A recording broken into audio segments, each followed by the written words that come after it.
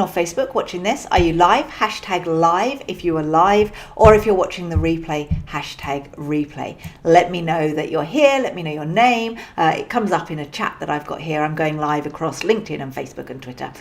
So let me know where you are. Right, let's dive on into today's training. Now, there's something that you need to understand. You cannot make people buy from you. No matter how hard you try, no matter how many discounts you give, no matter how much you beg people to buy from you right now, no matter how much you pray, no matter how much you say to the universe, deliver me clients, you can't make people buy from you if the time isn't right for them. No matter how good you are at objection handling, no matter how good you are at persuading people to do things that maybe they don't want to do, you have to understand that a buyer buys when the timing is right for them and the product or the service is right for them. Okay? So if that is the case, what do we have to do as people who want to get clients and we are wanting to go out there and get people to buy from us? What do we have to do to make sure that when the time is right, people buy from us? And quite simply, it's staying front of mind. Now, what I see way too many of you do is get an inquiry, have a conversation with someone, and they decide that the time isn't right from them there and then. And then what happens is tumbleweed. So they say no, and you go, oh, okay, you put the phone down, and you never get in touch with them again. Or maybe you're reaching out to people on social media. Maybe you have people say, oh, I love what you're doing, but then you do not continue the conversation with them and stay front of mind for the next 6 months, 12 months, or 2 years.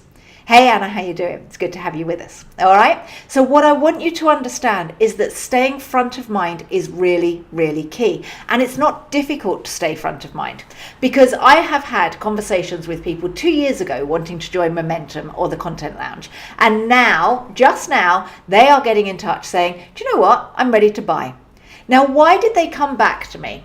It's not because they went, oh, I remember that conversation I had with Amanda a couple of years ago. It's because I've been relentless in staying front of mind. And I stay front of mind in a few different ways. So we can do passive front of mind.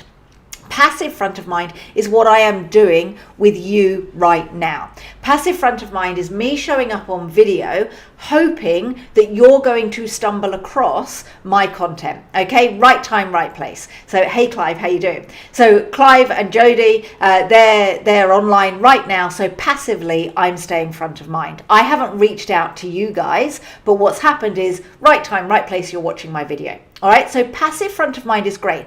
Everything that you do when you put up a blog, that's passive front of mind. If you put up an update on social media, that's passive front of mind. And that's great, but it's not enough. Okay, and the reason why it's not enough is because you're relying on other people to stumble across, and you're not in control of them seeing your information. So there's a few other things that you could do to really make sure that you stay front of mind. One is every single prospect that becomes a no or a not now, you put them into a database and you keep nurturing them. And you nurture them through newsletters, you nurture them through staying in touch, you nurture them through telephone conversations. You make a point that you follow up. Now, these people are the ones that you want to follow up with most, because you know that they've raised their hands and that they have a little bit of interest in what it is that you're offering. So they're kind of warm leads. Even though they've said no, they haven't gone cold. You can keep them warm, you can keep them bubbling, because they came to you with a problem, and when the time is right for them, they will buy from you if you stay front of mind and you have the solution to their problem. Okay, so that is very much about staying front of mind to prospects that you've had a good conversation with. They're the warm prospects. How do you stay front of mind with people that you have never ever spoken to before, though? How do you get people's attention? Because the passive attention only works so much. You're reliant on them stumbling across you. So we have to actually go out and we have to stay front of mind by taking action ourselves. And a few of those kinds of actions could be, for example, I call it a love bomb. All right. So imagine that your ideal client is on Instagram.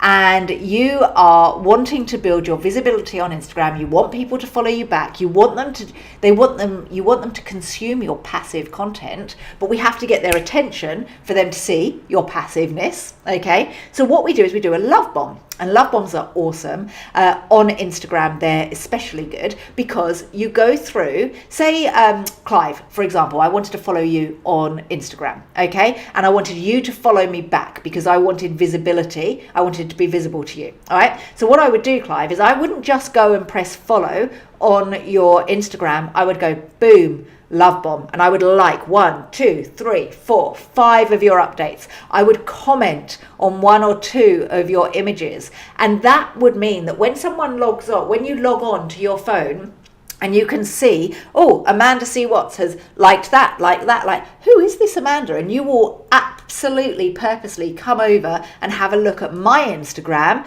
and if my content is good, my passive content is good, you'll then follow me back. All right, so that's one way to stay front of mind and get attention. Another way to be front of mind and get people's attention is if you know Bob and if you know Claire, and you know that Bob can help Claire, or Claire really could do with an introduction to Bob, you could introduce them. So you could stay front of mind by being an introducer. You can say, hey Claire, I was talking to Bob today and he was looking for an admin person, and I've seen that you're on my LinkedIn. I'm just going to connect you because I really like your content, Claire. Maybe you two can help each other out. All right, so you can stay front of mind with people and kind of raise the awareness that you're there by sending an introduction email. That's another great way of actually being valuable to people, but you're starting that value. Okay. Another one is announce or promote someone for doing something amazing. So say you read a book of somebody's, okay? The best thing that you can do is take a picture of you reading the book, or put a shout out if you like the book, or put something that you have enjoyed in the book and actually say, hey, do you know what? Thank you so much. This book's amazing. Say you read someone's article. You could read an article and the article could be so amazing that you put up an update on LinkedIn or Twitter or Facebook, something like that, saying, hey, this article's amazing. All right, you'll become front of mind for that person. So it's something that I see a lot of accountants and bookkeepers failing to do, because they sit there and they're so worried about where they're going to get clients from that they forget that you have to actually be in somebody's mind before they reach out to you. So you have to make sure that you're super visible out there and you're sharing great content. So if you've got a prospect that you would like to, you've got a lead or a prospect, or you've seen someone that you'd like to come on board into your accounting firm and you'd like to do work for, then why don't you start sharing their information? Why don't you start doing shout outs, giving them love bombs on the right platforms, all that kind of thing. All right. And then finally, it's horn tooting. So if you know someone has done something amazing and you're like in awe of what they've done, or you saw someone speak at an event, or something that has really made you go, do you know what, they're awesome, or that was amazing, then shout about it. You don't have to shout about it in public, by the way. You can send them a message in private and say, I really enjoyed XYZ, or I really enjoyed this or that. All right.